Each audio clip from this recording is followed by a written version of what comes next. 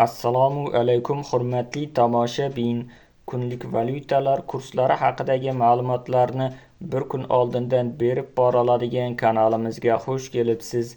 Kanalda yangi bo'lsangiz obuna bo'lishni va bir dona like tugmachasini bosib qo'yishni unutmang.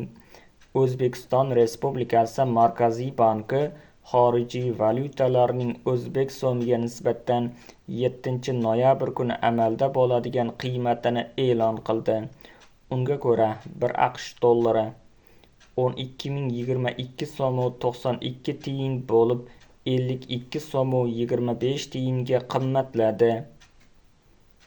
1 yevro kursi 13.843 so'm 19 tiyin bo'lib, 94 so'm 88 tiyinga qimmatladi. 1 Rossiya rubli 148 so'm 14 tiyin bo'lib, 55 tiyinga qimmatladi. 1 qozoq tengesi 22 so'm 84 tiyin bo'lib, 7 tiyinga qimmatladi. Videomiz yoqqan bo'lsa, like bosing, kanalimizga obuna bo'ling. Manba: Markaziy bank.